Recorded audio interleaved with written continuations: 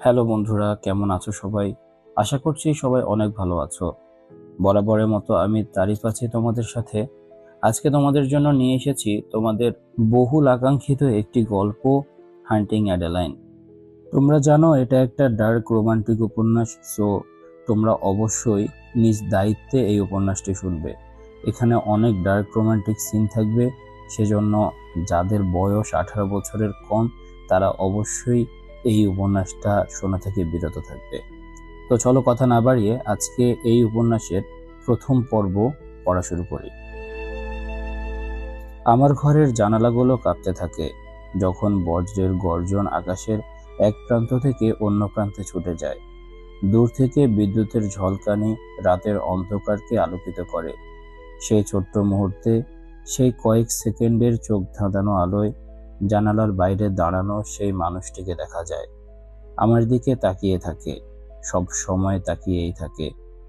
আমি প্রতিদিনের মতো স্বাভাবিকভাবে চলার চেষ্টা করি, তবুও তাকে দেখলেই আমার বুক ধক করে ওঠে, শ্বাসকষ্ট হয়, হাত পা ঠান্ডা হয়ে আসে। তাকে যতবার দেখি ততবারই একই রকম প্রতিক্রিয়া হয়, ভয় আর উত্তেজনা। কেন যে এটা আমাকে উত্তেজিত করে আমি জানি না। নিশ্চয় আমার মধ্যে কিছু সমস্যা আছে। স্বাভাবিক নয় যে শরীরের শিরায় গরম স্রোতের মতো রক্ত বয়ে যাবে, সেই উত্তাপে ত্বকে গুলিয়ে ওঠা শিহরণ জেগে থাকবে। স্বাভাবিক নয় যে এমন সময়ে আমার মাথায় অনাকাঙ্ক্ষিত চিন্তাগুলো ভিড় করবে। সে কি আমাকে এখন দেখতে পাচ্ছে? আমি এখন শুধু একটা পাতলা স্লিভলেস টপ পরে আছি, যাতে আমার স্তনের বোঁটাগুলো বেরিয়ে আছে, বা হয়তো যে শর্টসটা পরে আছি, যা প্রায় আমার পেছনটা ঢেকে রাখতে পারছে না। তার কি ভালো লাগছে আমাকে দেখতে? অবশ্যই লাগছে, তাই তো সে আমাকে দেখতে আসে, তাই না? তাই তো সে প্রতিদিন রাতে ফিরে আসে, চোখে সেই লোলুপ দৃষ্টি নিয়ে। যখন আমি চুপচাপ তার দিকে তাকিয়ে থেকে তাকে চ্যালেঞ্জ করি, আশা করি সে আরেকটু কাছে আসুক, যেন আমি তার গলায় চুরি ধরতে পারি। সত্যি কথা বলি, আমি ওকে ভয় পাই, খুব ভয় পাই। তবুও জানালার বাইরে দাঁড়ানো সেই মানুষটাকে দেখলেই মনে হয় আমি যেন একটা অন্ধকার ঘরে বসে আছি, যেখানে টিভির আলোতে কোনো হরর মুভি চলছে। এটি ভয়ঙ্কর, এবং আমি শুধু লুকিয়ে যেতে চাই। কিন্তু ভেতরে কোথাও একটা অংশ আমাকে স্থির থাকতে বলে, আমাকে সেই ভয়ের মুখোমুখি করে দাঁড় করায়। সেই ছোট ভয়ের রোমাঞ্চটুকু আমাকে অদ্ভুতভাবে টানে। আবার অন্ধকার নেমে আসে, দূরে কোথাও বিদ্যুতের ঝলকানি দেখা যায়। আমার শ্বাস প্রশ্বাস বেড়েই চলে। আমি তাকে দেখতে পাচ্ছি না, কিন্তু সে আমাকে দেখতে পাচ্ছে। জানালা থেকে দৃষ্টি ফিরিয়ে নিয়ে আমি পেছন দিকে তাকাই। ভয় হয় যদি সে কোনোভাবে ঘরে ঢুকে পড়ে, যতই অন্ধকার হোক। পার্সন্স ম্যানরের ছায়ার ভিতর যত গভীরে ঢুকে যায়, সেই সাদা কালো চেক করা মেঝে সবসময় চোখে পড়ে। আমি এই বাড়িটা আমার নানা নানির কাছ থেকে পেয়েছি। আমার প্রপিতামহী এই তিনতলা ভিক্টোরিয়ান বাড়িটা তৈরি করেছিলেন 1940-এর দশকের শুরুর দিকে, রক্ত, ঘাম, চোখের জল আর 5 জন নির্মাণ শ্রমিকের জীবন দিয়ে। কথিত আছে, বা বলা ভালো, নানি বলতেন বাড়িটিতে একবার আগুন লেগে যায়, আর সেই নির্মাণ শ্রমিকদের আগুনে পুড়ে মৃত্যু হয় যখন বাড়ির কাঠামো তৈরি হচ্ছিল। আমি কখনো কোনো পত্রিকায় বা খবরে এই ঘটনার প্রমাণ পাইনি, কিন্তু পার্সন্স ম্যানরে থাকা আত্মাগুলোর উপস্থিতি হতাশার গন্ধ ছড়ায়। নানি সবসময় এমন অনেক বড় বড় গল্প বলতেন, যেগুলো শুনে মায়ের চোখ ঘুরে যেত বিরক্তিতে। মা কখনো নানির কোনো গল্প বিশ্বাস করতেন না, যদিও আমি মনে করি মা আসলে বিশ্বাস করতে চাইতেন না। কখনো কখনো রাতে আমি পায়ের আওয়াজ শুনতে পাই। হতে পারে সেই পায়ের শব্দ 80 বছর আগে আগুনে পুড়ে মারা যাওয়া শ্রমিকদের আত্মার। আর হতে পারে সেই পায়ের শব্দ সেই ছায়ামূর্তির, যে আমার বাড়ির বাইরে দাঁড়িয়ে থাকে, আমাকে দেখে, সব সময় আমাকে দেখেই চলে। কখনো কখনো আমার মায়ের ব্যাপারে খুব অন্ধকারময় চিন্তা আসে, যে ধরনের চিন্তা কোনো স্বাভাবিক মেয়ের হওয়া উচিত নয়। হয়তো আমি সব সময় স্বাভাবিকও নই। এডি, তুমি হাস্যকর কথা বলছো, ফোনের স্পিকারে মা বলে। আমি ফোনের দিকে চোখ রাঙাই, তার সাথে তর্কে যেতে চাই না। আমি কিছু না বললে মা বড় করে একটা নিঃশ্বাস ফেলে। আমি নাক ছিটকাই। ভাবতেই অবাক লাগে, এই নারী নানিকে নাটুকেপনা করার অভিযোগ দিত, অথচ নিজের নাটকীয়তা দেখতে পায় না। তোমার নানা নানি তোমাকে যে বাড়িটা দিয়েছে তার মানে এই না যে তোমাকে সেটাতে থাকতে হবে। ওটা অনেক পুরনো, ওটা ভেঙে ফেলা হলে শহরের উপকার হবে। আমি মাথা সিটের হেডরেস্টে ঠেকাই, চোখ উল্টিয়ে গাড়ির দাগ ধরা ছাদের দিকে তাকাই। ধৈর্য খুঁজে বের করার চেষ্টা করি, এখানে কিভাবে কেচাপ লাগলো আমি জানি না। আর তুমি সেটা পছন্দ করো না বলেই আমি সেখানে থাকতে পারবো না, এমন তো কোনো কথা নেই। আমি শুকনো গলায় জবাব দেই। আমার মা একটা কুচক্রী মহিলা, একদম সোজা কথা। সবসময় তার আচরণে একটা রাগী ভাব ছিল, আর আমি কোনোভাবে বুঝতে পারিনি কেন। তুমি আমাদের থেকে মাত্র 1 ঘন্টার দূরত্বে থাকবে, আমাদের কাছে এসে দেখা করার জন্য তোমার কি খুব কষ্ট হবে না? মা বলে ওঠে। ও, আমি কিভাবে বাঁচবো? আমার গাইনোকোলজিস্ট 1 ঘন্টা দূরে, তবু আমি বছরে একবার তার কাছে যাই। আর সেসব দেখা সাক্ষাৎ তো অনেক বেশি কষ্টকর। না, আমি উত্তর দেই, ন অক্ষরটা জোর দিয়ে উচ্চারণ করে। এই কথাবার্তায় আর ধৈর্য থাকে না। মায়ের সাথে 60 সেকেন্ডের বেশি কথা বললেই আমার ধৈর্য ফুরিয়ে যায়, আর কোনোভাবে কথা এগিয়ে নেওয়ার ইচ্ছে থাকে না। একটা না একটা বিষয় নিয়ে মা সবসময় অভিযোগ করবে। এবার তার অভিযোগ, আমি আমার নানা নানির দেওয়া বাড়িতে থাকতে চাই।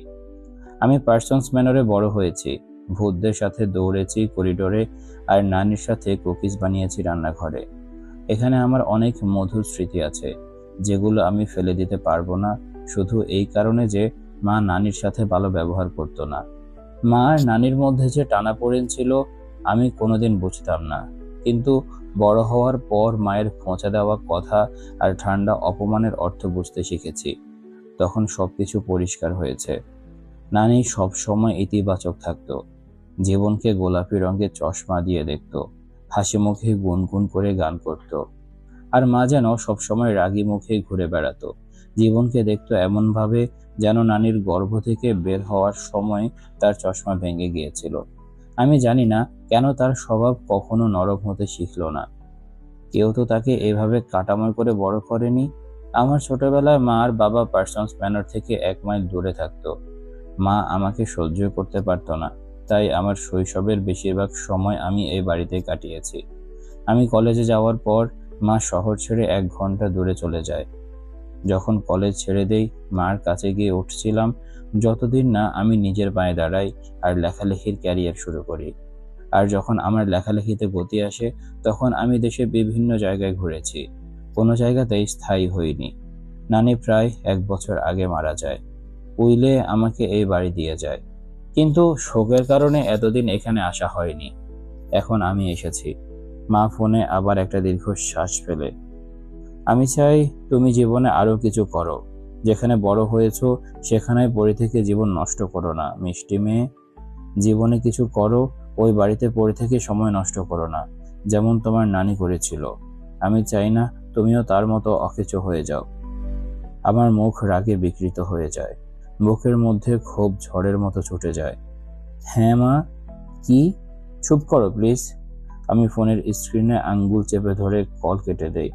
যতক্ষণ না কল শেষ হওয়ার শব্দ শুনি ততক্ষণ হাত নাড়াই। কিভাবে যে নিজের মায়ের ব্যাপারে এমন কথা বলতে পারে, যিনি তাকে শুধু ভালোবাসা আর স্নেহ দিয়েছিলেন।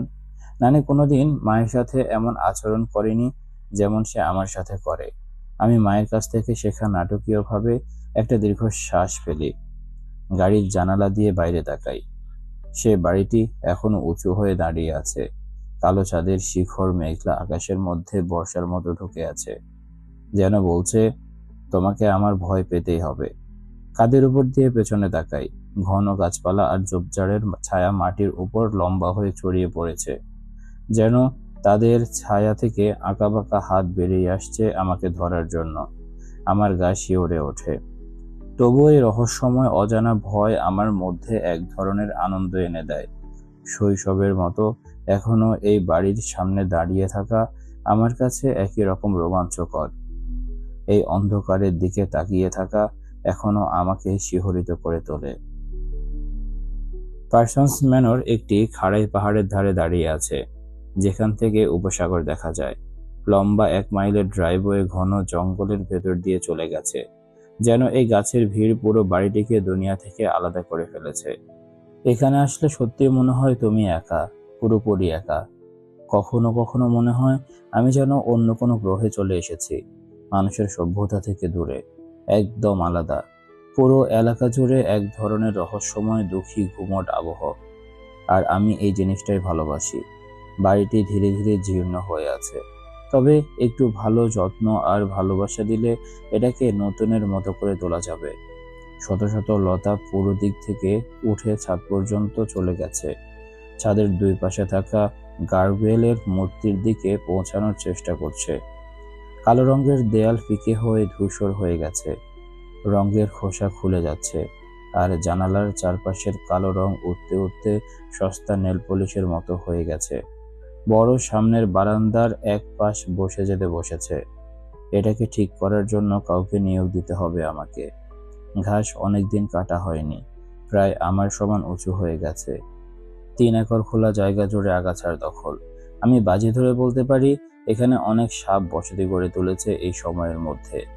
নানি এই বাড়ির অন্ধকার রঙের ছাপকে মুছে দিত রঙিন ফুলের বাগান দিয়ে, বিশেষ করে বসন্তকালে। হাইসিন্স, প্রিমরোজ, ভায়োলা আর রডোডেন্ড্রন। আর শরতে সূর্যমুখী ফুল গিয়ে দেয়ালের গায়ে গিয়ে জড়িয়ে যেত। তাদের উজ্জ্বল হলুদ আর কমলা রঙের পাপড়ি কালো দেয়ালের সাথে দারুণ বৈপরীত্য তৈরি করত।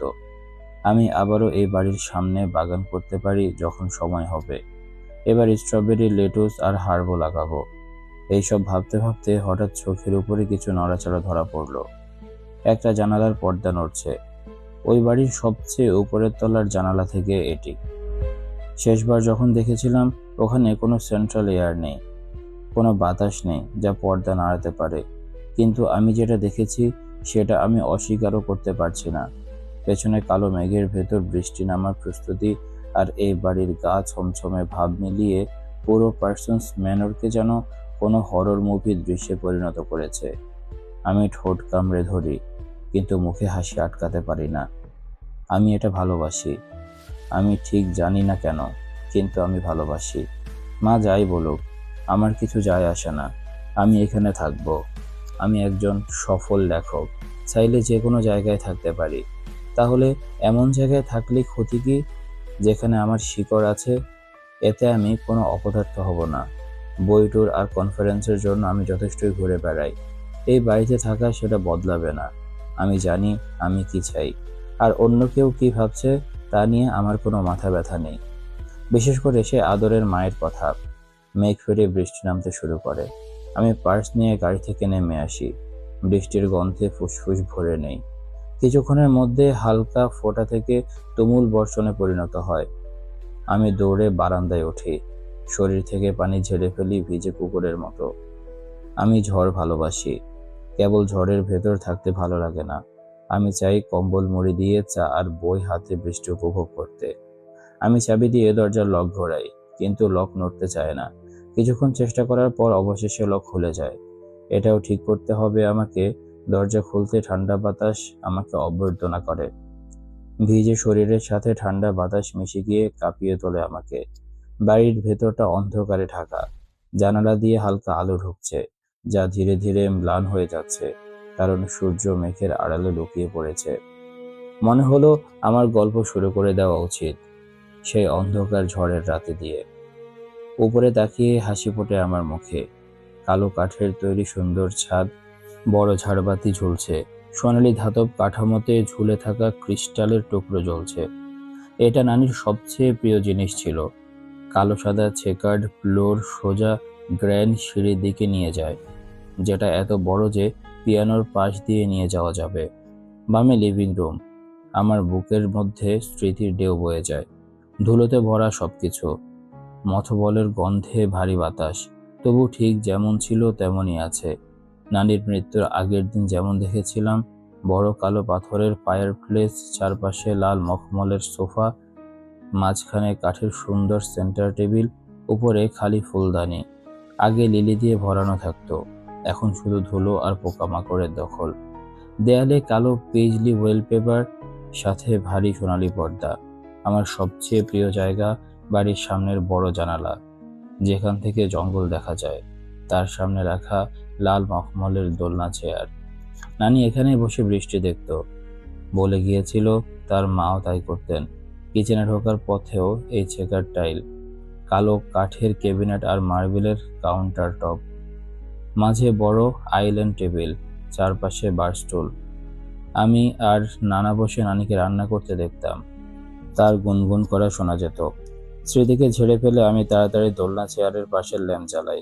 হালকা মিঠে আলো বের হতে স্বস্তির নিঃশ্বাস ফেলি।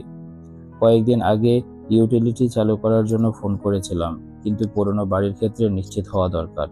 তারপর থার্মোস্ট্যাটের দিকে যাই, আর ঠান্ডার জন্য গা শিউরে ওঠে। 52 ডিগ্রি। আমি তাপমাত্রা বাড়ানোর বোতামে আঙ্গুল চেপে রাখি এবং ততক্ষণ পর্যন্ত ছাড়ি না যতক্ষণ না সেটা 74 ডিগ্রিতে ওঠে। ঠান্ডা আবহাওয়ায় আমার খারাপ লাগে না, কিন্তু এত ঠান্ডা একদম পছন্দ নয়, যেখানে ঠান্ডায় আমার স্তনের বোটা এমনভাবে শক্ত হয়ে যায় যে মনে হয় কাপড় ভেদ করে বেরিয়ে আসবে। আমি ঘুরে দাঁড়াই। এই বাড়ি পুরনো, তবুও নতুন। আমার দেহ হয়তো দূরে ছিল, কিন্তু হৃদয় কখনো এখান থেকে যায়নি। তারপর আমি হেসে উঠি, পার্সন্স ম্যানরের গথিক গৌরব উপভোগ করতে করতে। আমার প্রপিতামহী এইভাবে সাজিয়েছিলেন বাড়ি, প্রজন্ম থেকে প্রজন্মের স্বাদ। তুমি কি রেডি? পাশে দাঁড়িয়ে থাকা আমার পার্সোনাল অ্যাসিস্ট্যান্ট মারিয়েটা জিজ্ঞেস করলো। আমি তার দিকে তাকালাম। দেখলাম সে অন্যমনস্কভাবে মাইক আমার দিকে বাড়িয়ে দিচ্ছে। তার দৃষ্টি এখনো ছোট এই বুক স্টোরের ভেতরে ঢুকতে থাকা মানুষের দিকে আটকে আছে। এই লোকাল বুক স্টোর এত মানুষের জন্য তৈরি হয়নি, তবুও সবাই কোনোভাবে সামলে নিচ্ছে। মানুষের ঢল নেমেছে ছোট এই জায়গায়, সোজা লাইনে দাঁড়িয়ে আছে, আমার বইতে সাইন নেওয়ার জন্য অপেক্ষা করছে। আমি ভিড়ের দিকে তাকিয়ে চুপচাপ গুনতে শুরু করি। 30-এর পর হিসেব হারিয়ে ফেলি। হ্যাঁ, রেডি, আমি বলি। মাইক হাতে নেই। সবার দৃষ্টি আমার দিকে পড়তেই চারপাশের গুঞ্জন থেমে যায়।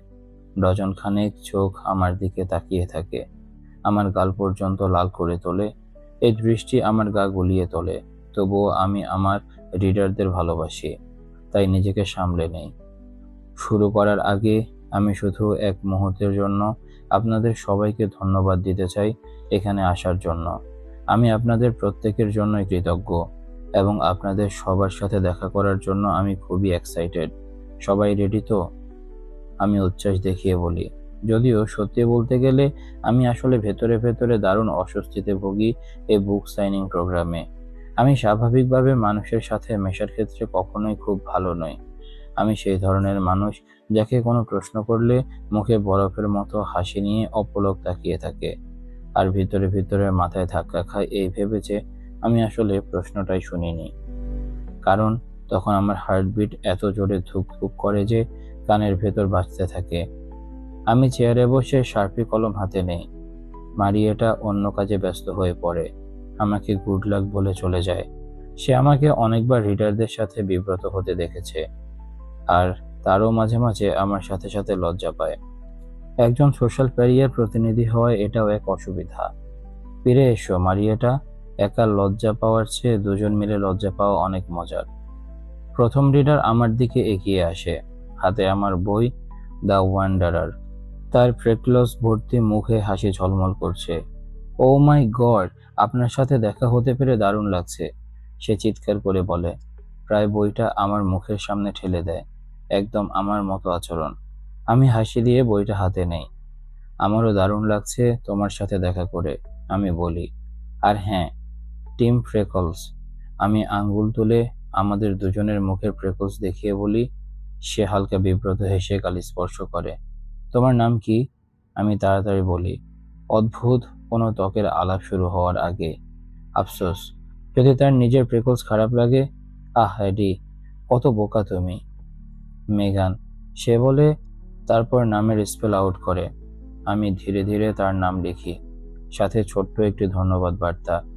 আমার সিগনেচার এলোমেলো হয়ে যায়, কিন্তু এটাতেই যেন আমার অস্তিত্বের সারমর্ম।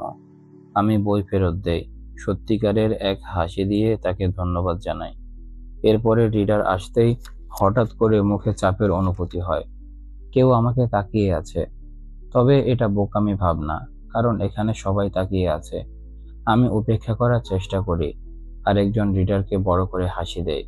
কিন্তু অস্বস্তির অনুভূতি তীব্র হতে থাকে। মনে হয় যেন গায়ের নিচে মৌমাছির ঝাঁক গুনগুন করছে, আর শরীরে আগুনের শিখা ছুঁয়ে যাচ্ছে। এটা এটা আমি আগে কখনো অনুভব করিনি। ঘাড়ের পেছনের লোম খাড়া হয়ে যায়, গাল লাল হয়ে ওঠে। অর্ধেক মন বই সাইন করতে থাকা রিডারের কথায়, আর অর্ধেক মন ভিড়ের দিকে। আমি ধীরে ধীরে চোখ ঘুরিয়ে ভিড়ের ভেতরে তাকাই, কোনোভাবে উৎস খুঁজে বের করার চেষ্টা করি। আমার দৃষ্টি আটকে যায় একজনের উপর, একজন পুরুষ। ভিড়ের মধ্যে তার শরীরের বেশিরভাগ অংশ ঢাকা, কেবল মুখের কিছু অংশ দেখা যাচ্ছে। কিন্তু যা দেখা যাচ্ছে তাতেই আমার হাত থেমে যায়। তার চোখ, এক চোখ অন্ধকার, গভীর, যেন কোনো কুয়োর তলায় তাকিয়ে আছি। অন্য চোখ হালকা বরফের মতো নীল, প্রায় সাদা, যেন কোনো হাস্কির চোখের মতো।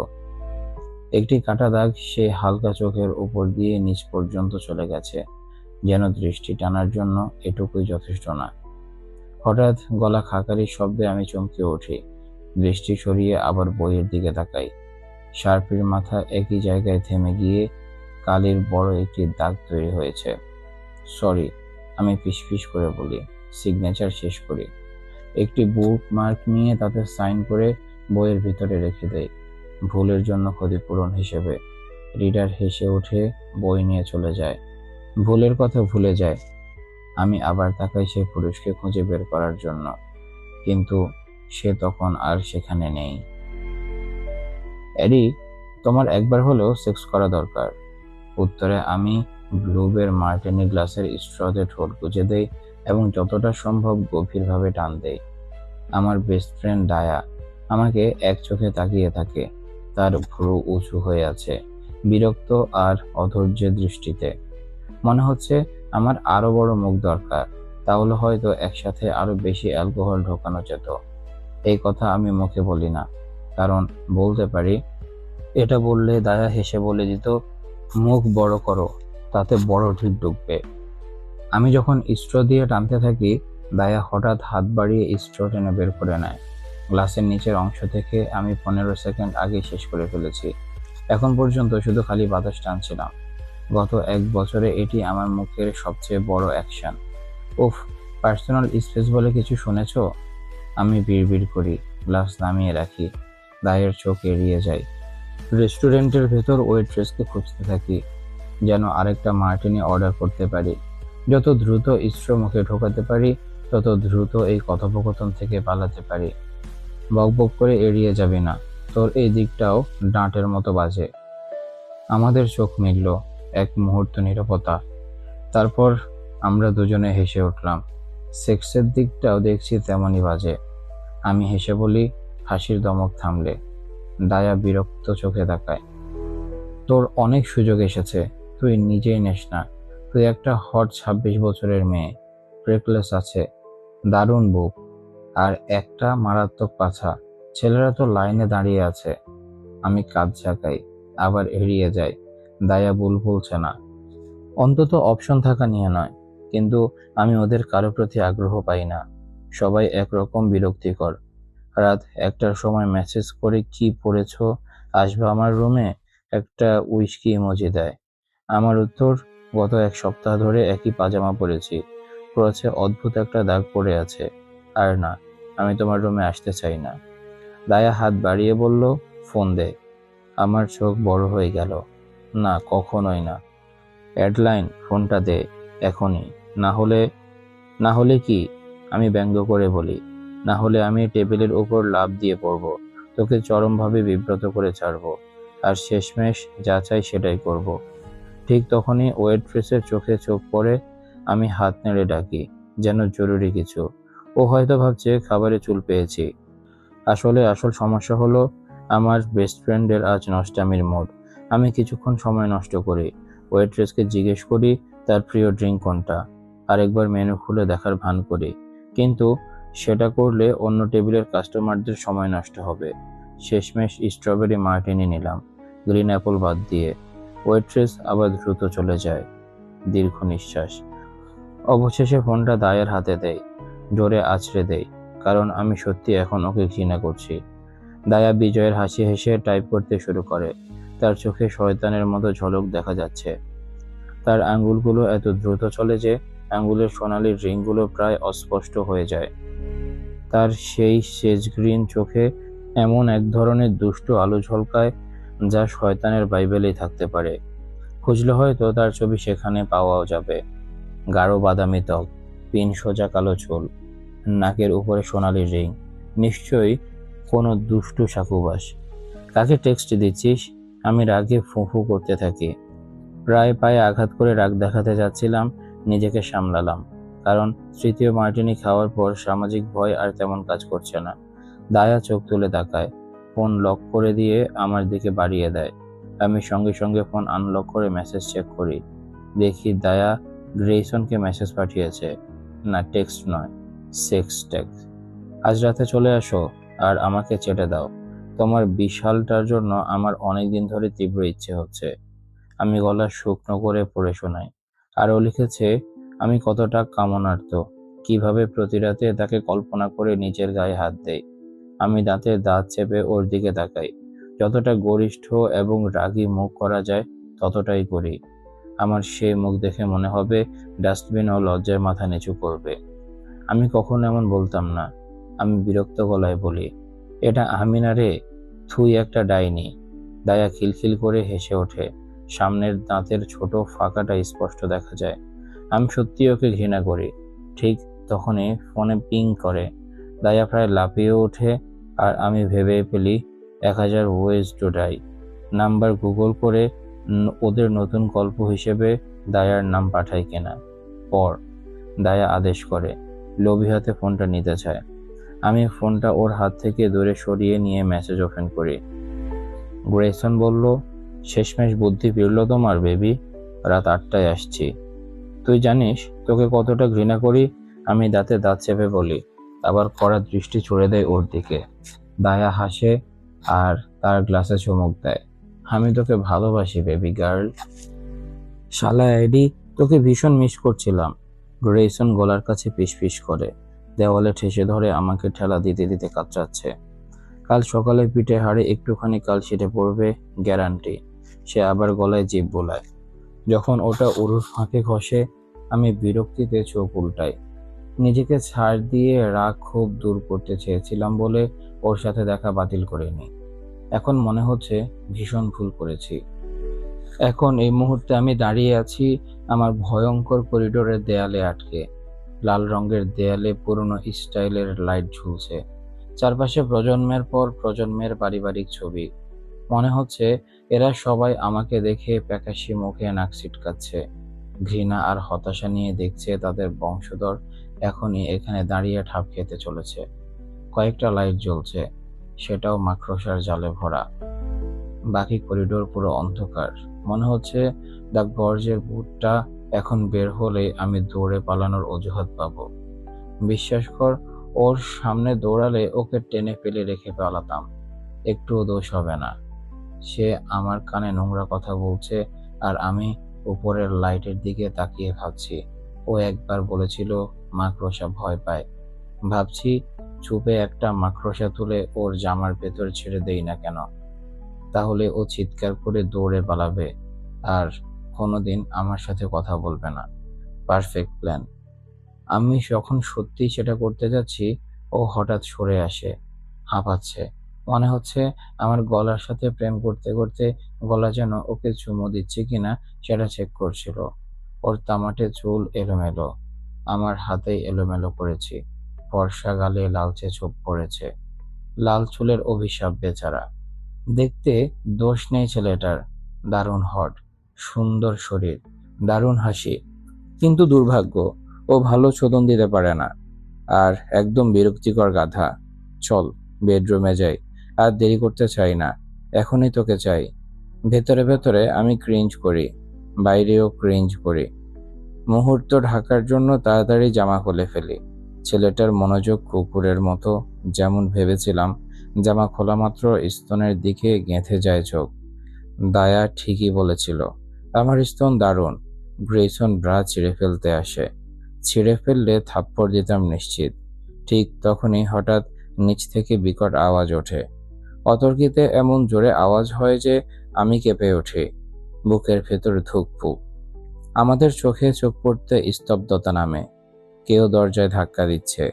আর শোনার সাথে সাথে বুঝতে পারি ভদ্রভাবে নয়। তুই কি কাউকে আসতে বলেছিস? সে বিরক্তিতে হাত নামিয়ে প্রশ্ন করে। না। আমি ফিসফিস করি। তাড়াতাড়ি জামা উল্টো করে পরে সিঁড়ি বেয়ে নিচে যাই। দরজার পাশের জানালা দিয়ে দেখি বারান্দা ফাঁকা। ভ্রু কুঁচকে যায়। পর্দা ছেড়ে দিয়ে দাঁড়িয়ে থাকি। গ্রেইসন এসে পাশে দাঁড়ায়। মুখে বোকা বোকা ভাব। হুম, দরজা খুলবি না? ওর দিক নির্দেশনার জন্য ধন্যবাদ দিতে ইচ্ছে করে, কিন্তু দেই না। এই আওয়াজে ভেতরের ভয় চিৎকার করছে। Code red. দরজা ধাক্কা শব্দটা রাগে ভরা, হিংস্র, যেন কেউ রেগে গিয়ে শেষ শক্তি দিয়ে মেরেছে।